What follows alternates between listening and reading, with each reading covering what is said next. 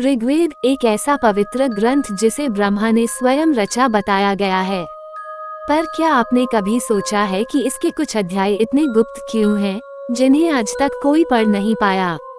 क्या प्राचीन वेदों में सिर्फ ज्ञान है, या कोई ऐसा मंत्र भी जो मृत्यु को बुला सकता है? ये कहानी एक साधारण शोधकर्ता की नहीं, बल्कि एक ऐसी यात्रा की है जहाँ श्लोक रक्त से लिखे गए हैं और वेदों की आत्मा जाग चुकी है। तैयार हो जाए, क्योंकि जब मंत्र उल्टे पड़े जाते हैं तब आत्माएं सीधे उठ खड़ी होती हैं। ये है ऋग्वेद के रक्तपात। कही अनकही बातें, हिंदी हॉरर स्टोरी। राजस्थान के जैसलमेर से 70 किलोमीटर दूर एक रेतीला गांव है खैरापाली। यहाँ कोई नहीं आता और जो आता है वो फिर नहीं लौटता। कहते हैं वहाँ एक वेदालय है, एक प्राचीन वेदों का पुस्तकालय जिसे हजारों साल पहले ऋषियों ने खुद बंद कर दिया था। क्यों? क्योंकि वहाँ सिर्फ ज्ञान नहीं था, वहाँ छुपा था एक श्राप। मैं अभिराज शर्मा, इतिहास का एक जिज्ञासु शोधकर्ता, इस रहस्य को उजागर करने वहाँ गया। गांव की मिट्टी में कुछ था, जैसे वहाँ हर वक्त कोई देखने वाला हो। रात को एक बूढ़ा साधु दिखा, आंखों में राख भरी थी। उसने बस एक ही बात कही, उस मंत्र को मत छूना जो ऋग्वेद के 10वें मंडल में छुपा है, वरना तू अपने अस्तित्व से मिट जाएगा। मैं चौंक गया, कौन सा मंत्र? उसने कांपती उंगली से जमीन पर लिखा, अघोर मंत्रम, और फिर अचानक हवा में गायब हो गया, जैसे वो कभी था ही नहीं।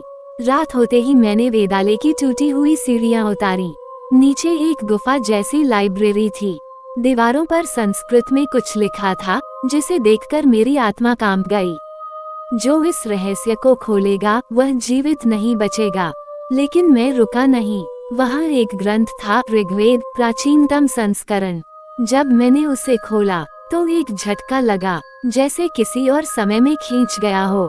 10वें मंडल में एक मंत्र छुपा था जिसे प्रलय स्तोत्र कहा गया। इसमें लिखा था, ग्रेटर देन, जिस दिन मनुष्य अहंकार में इसे बोलेगा, देवता पीछे हट जाएंगे और जो आएगा वो अग्नितांत्रिक होगा, मृत्यु का देवदूत। मैंने जैसे ही उस मंत्र को उच्चारित किया, कमरे की सारी मशालें बुझ गईं। शून्य में एक आवाज गूंजी, तूने मुझे जगा दिया, अब मृत्यु तेरी सांसों से बात करेगी। मंत्र की गूंज के साथ ही गुफा की दीवारें हिलने लगीं। एक आकृति सामने आई जो दिखने में इंसानी थी, लेकिन उसकी आंखों में लावा था। उसने कहा, मैं वही हूँ जिसे सप्तऋषियों ने मंत्रों में बंद किया था। तूने मुझे मुक्त किया है, अब तेरा शरीर मेरे लिए निवास बनेगा। मैंने भागने की कोशिश की, लेकिन मेरे पैर जमीन में धंस चुके थे। हे भगवान, ये क्या है? अब तुझे कोई नहीं बचा सकता, अभिराज। उसके शब्द मेरे कानों में नहीं, आत्मा में गूंजे। मेरे शरीर में आग लग गई।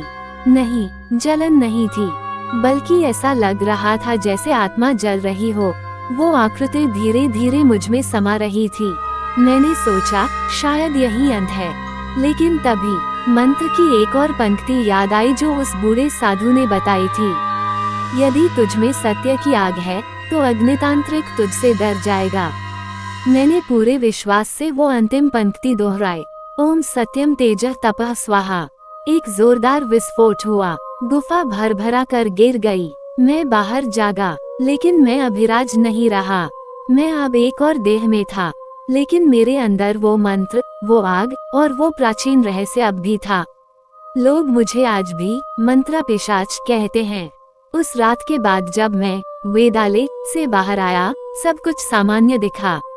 लेकिन जब गांव लौटा तो हर एक घर खाली था। न इंसान थे, न जानवर, न ध्वनि थी, न जीवन।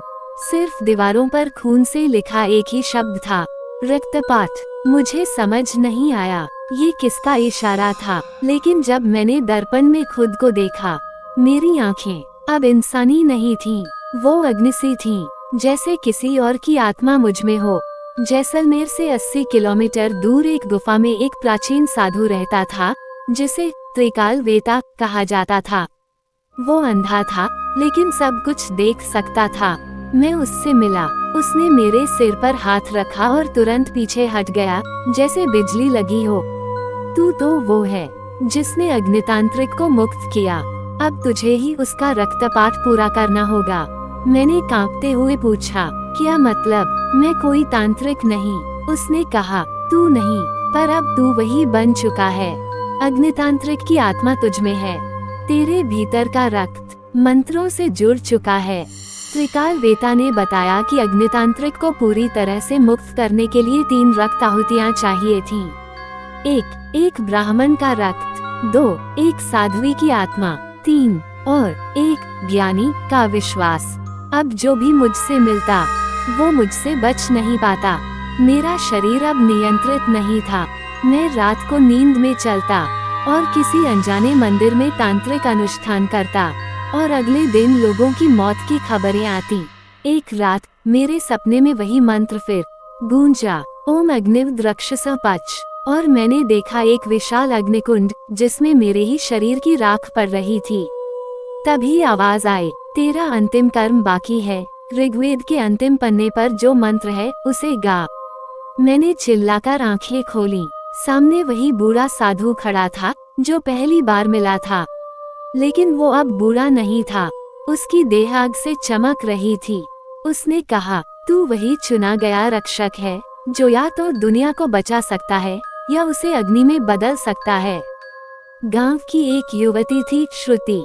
वो मेरी प्रेमिका थी। मुझे डर था कि अग्नितांत्रिक की तीसरी आहुति वही न बन जाए। मैंने उसे मंदिर से दूर भगाने की कोशिश की, लेकिन वो आई और मुझे रोकने लगी। अभिराज, ये तू नहीं है। मैं जानती हूँ तू अंदर कहीं है। मेरे भीतर से आवाज आई, नहीं, उसे खत्म कर वरना तू नष्ट हो जाएगा। मैं कांपते हुए खड़ा रहा। तभी श्रुति ने मंत्र बोलते हुए खुद को अग्निकुंड में झोंक दिया और वो तीसरी आहुति पूरी हो गई। मैं चीखा, नहीं श्रुति। अब तीनों आहुतियाँ पूरी हो चुकी थीं। आकाश लाल हो गया। हर वेद का पन्ना जल उठा और ऋग्वेद का अंतिम मंत्र, जिसे किसी ने आज तक नहीं पढ़ा था, अपने आप बोला जाने लगा। ग्रेटर देन ओम मृत्युंजयाय नमः, अग्निसंवर्तन भूतले स्थापित। और अग्नितांत्रिक मेरी देह को चीर कर बाहर निकला। वो अब स्वतंत्र था और मैं एक खोखला पुतला। श्रुति की आत्मा के बलिदान के बाद अग्नितांत्रिक अब स्वतंत्र हो चुका था। वो एक जगह नहीं रुकता था। हर मंदिर, हर आश्रम, हर प्राचीन स्थल पर उसकी उपस्थिति महसूस होने लगी। धर्म के प्रतीकों पर रक्त से लिखे मंत्र उभरने लगे। ऋग्वेद के अंतिम अध्याय को उल्टा पड़ा गया और एक नया मंत्र जागा जो कभी वेदों में लिखा ही नहीं